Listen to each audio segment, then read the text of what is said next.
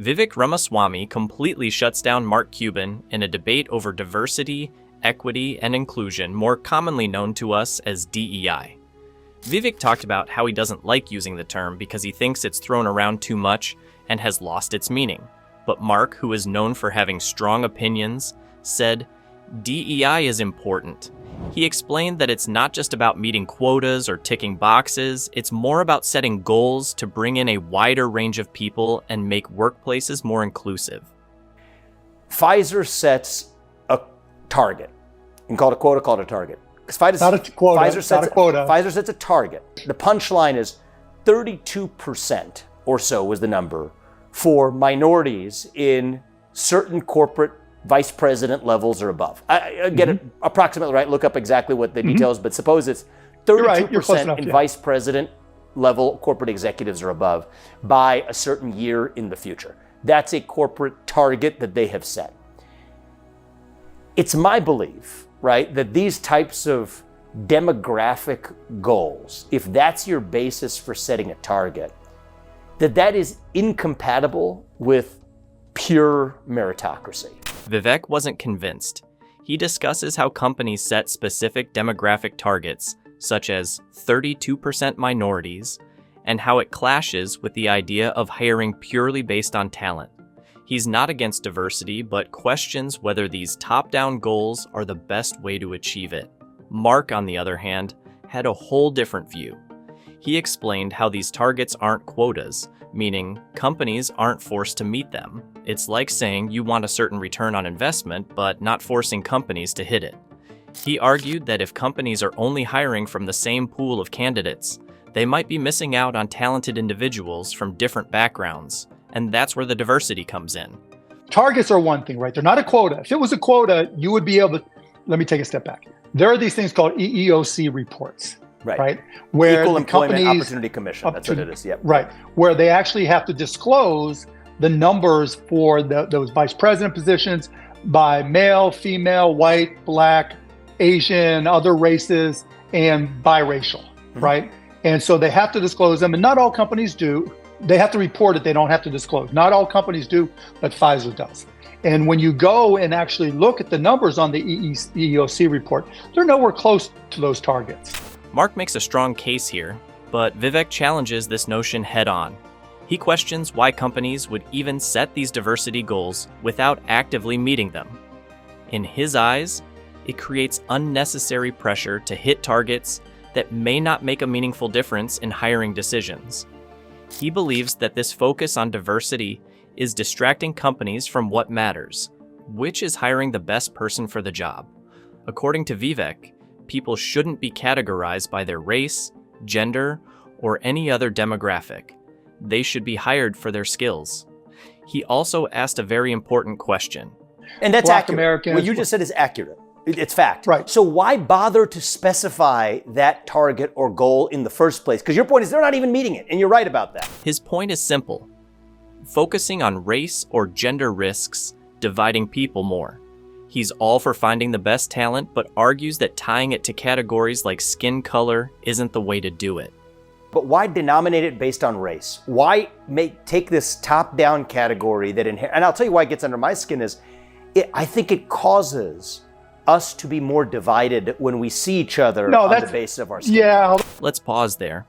Vivek raises an interesting point about why we even label people based on race or other categories in the first place. He argues that focusing on these labels doesn't bring people together. In fact, it might do the opposite. His perspective is that merit and talent should be what matters, not surface-level differences, because constantly emphasizing those differences could actually make things worse. So let's go to your point, right? Yeah. Let's go to your question. Let's just say I'm looking at a drug company, Roivant. How did you pronounce your company name? Roivant was my first company. Yeah. Roivant, right. So I have Roivant. And I recognize that for cancer drugs, they're all ignoring them. Everybody's ignoring cancer. So I'm going to set a target for cancer drugs because I know everybody else isn't looking there. Yeah. They're missing it. And so I'm going to go where these cancer drugs are being made, where they're not making enough an investment in them. And I'm going to go to focus, not necessarily focus there, but I'm going to extend my ARB reach and my look to include those cancer drugs from companies I think don't do a good job of figuring out the value in that drug.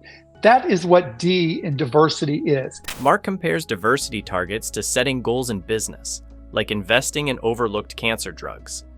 His idea is that if everyone else is ignoring a certain area, whether it's diversity in hiring or underfunded medical research, it's smart to focus there because you might find something valuable that others are missing. Expanding your view, whether in business or hiring, helps you find opportunities others overlook. But while this sounds practical, it still doesn't quite address Vivek's concern. Why focus on race or gender at all if it risks creating more division? His analogy makes sense, but Vivek's point stands. Shouldn't talent and value be the focus? Look, there's a lot of women, Black, Asian, whatever it may be, people that I think are not being recruited. That there are a lot of people who may not have the best test scores from the best school, but they may have a lot of soft skills from their experiences. And I'm going to go out and I'm going to find... What's the E? Okay, let me finish this point, right? Yep, we'll play forward. So I'll get to the E, right?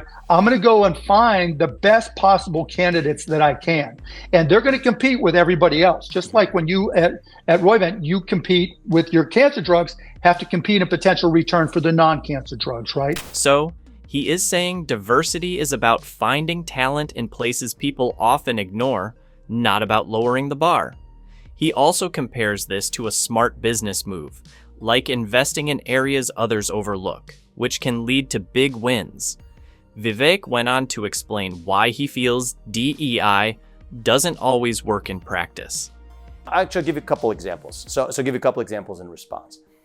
One is, one of the areas where you look at results of whether you believe you actually have a true meritocracy or not, where you could actually get the actual numbers to do this, is when you apply that same philosophy to the level of universities. There are kids who are like Asian kids who can't get into a university because they got a 1600 on their SAT. Two different worlds. Good at sports, good at musical instruments, and can't get to the end of even their safety school. That is a direct product of a lot of the targets, even not hard quotas, but soft targets that these universities have set. Academics are different because the goal is different. He points out that in business, this approach can lead to the wrong kind of results.